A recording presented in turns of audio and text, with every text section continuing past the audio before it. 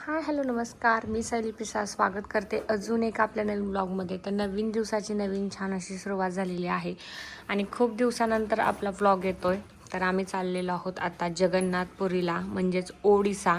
आमच्या इथून जवळ आहे, 4 ते 5 तासांचा ट्रेनचा डिस्टन्स आहे. आता या महिन्यातच आम्ही घरी पण येणार आहोत, तर म्हटलं जायच्या आधी फिरून घेऊयात. कोलकाता वगैरे तर सगळं फिरून झालेलं आहे. आता फक्त पुरी, जगन्नाथपुरी, भुवनेश्वर म्हणजेच ओडिसा हे राहिलेलं आहे. तर आता त्याची तयारी चाललेली आहे. या एका बॅगमध्ये सगळं नेणार आहे, कारण 2च दिवसांचा ट्रिप आहे. एक दिवस पुरी, एक दिवस भुवनेश्वर असं. तर त्यामुळे जास्त काही कपडे नाही आहेत. त्यानंतर हे जे आहे ना, ते श्रीसाठी खायला घेतलेलं आहे ट्रेनमध्ये.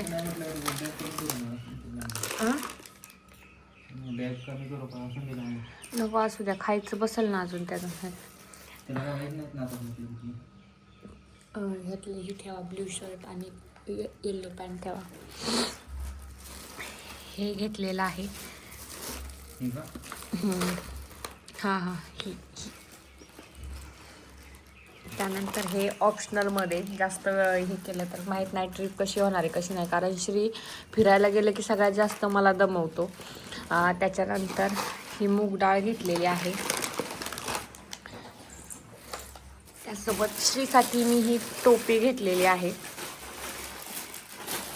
हे मी घेतलेले ड्रेस दोनच घेऊन चाललेलो आहेत, कारण 2च दिवसाची ट्रिप आहे आणि तिथं बीचही आहे, त्याच्यामुळे मग एक एक्स्ट्रा ड्रेस.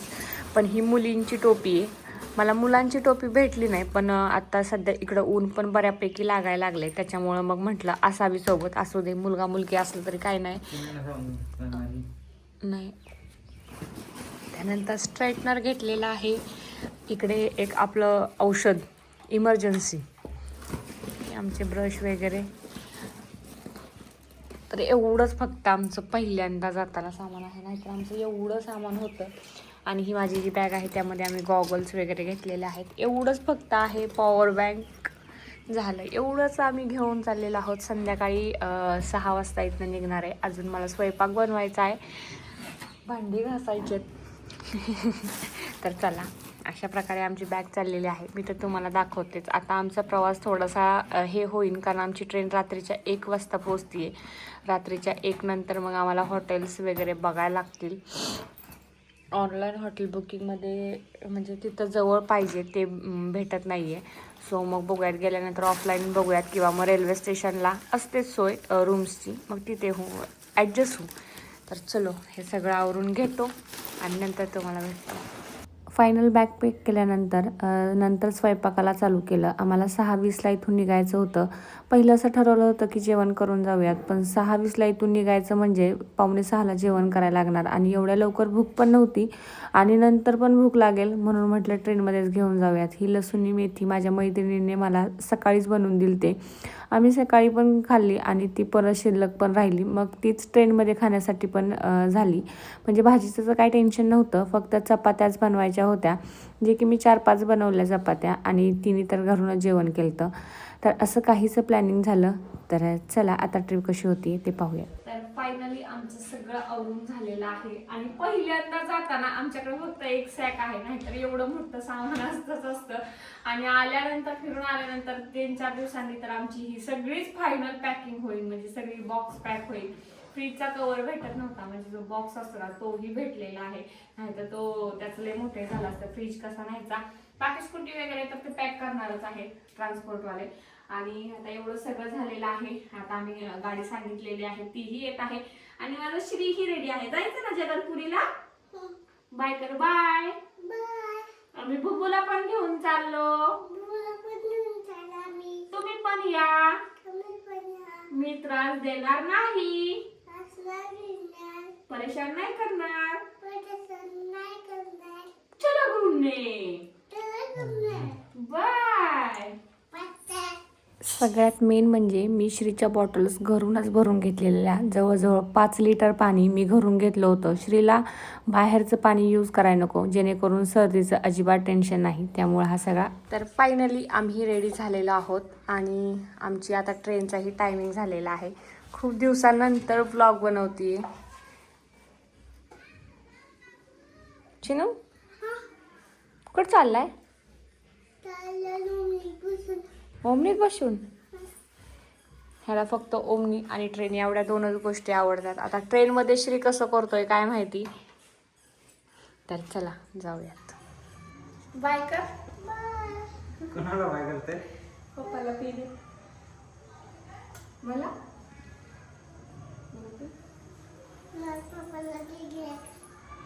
कधी नाही बोल ना. जा बस पळ पप्पाकडे.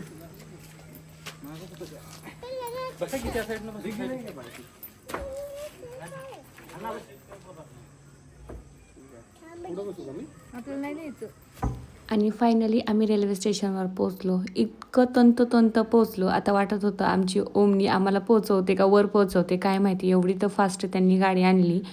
त्यानंतर एक 5 ते 10 मिनटं वेट केल्यानंतरच आमची ट्रेन आली आणि आमच्या प्रवासाला सुरुवात झाली. आमचा प्रवास जास्त लांबचा नव्हता, फक्त 4 ते 5 तासांचा होता. पण त्यामध्ये श्री कसा करतोय ना त्याचं सगळ्यात मोठं टेन्शन होतं. कारण त्याला ट्रेनमध्ये बसायला आवडतं, पण फक्त एक 10-15 मिनटं. त्यानंतर म्हणतो उतरा खाली. पण ओव्हरऑल प्रवास छान झाला. सगळा व्लॉग मी एकाच याच्यामध्ये घेतलेला आहे.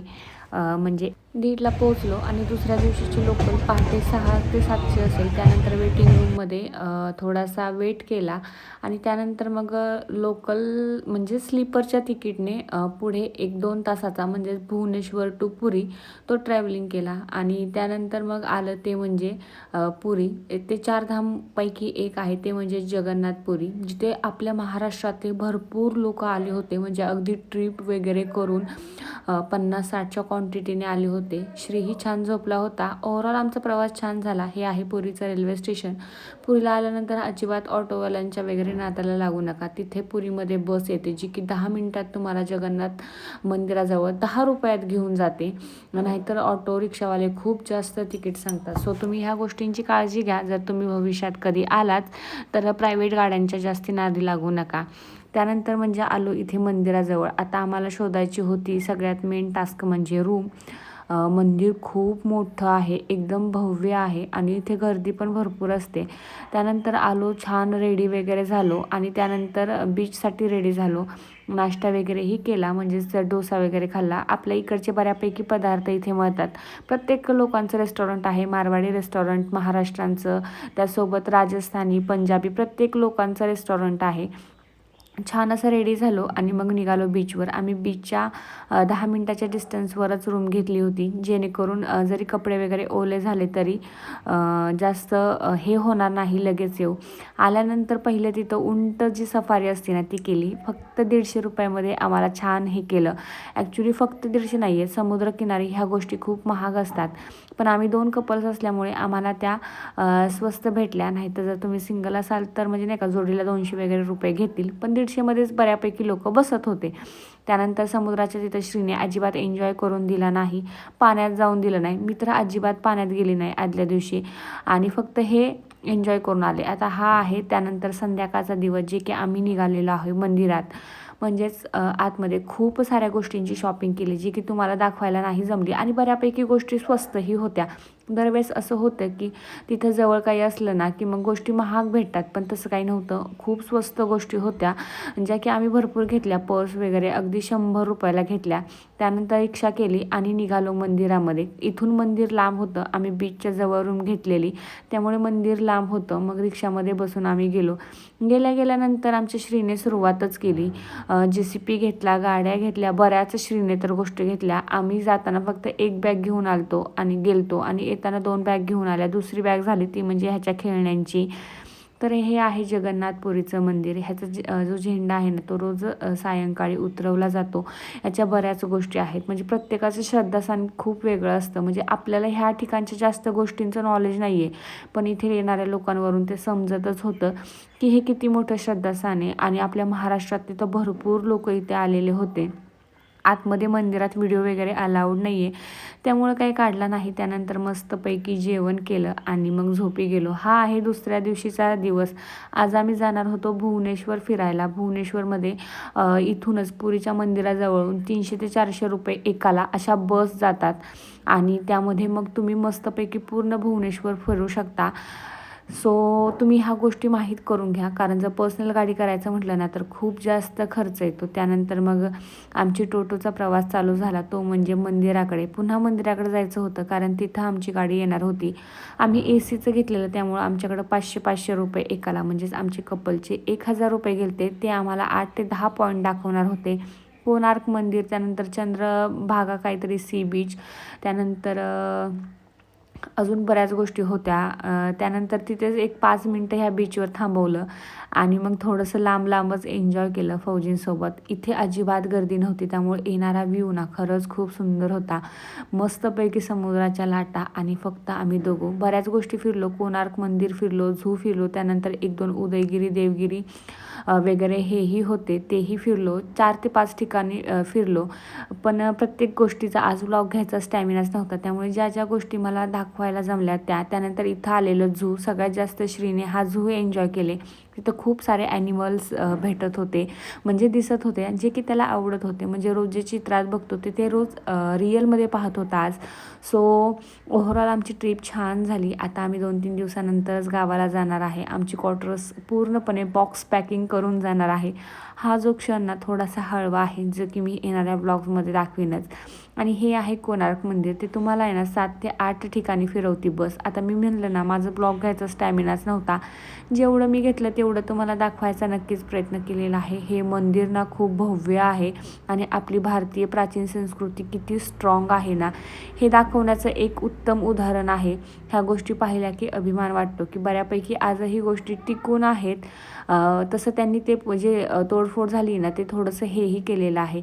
तर असा प्रवास छान झाला. श्रीने नाही दमवलं. तर चला भेटूयात आता डायरेक्ट पॅकिंगच्या ब्लॉग.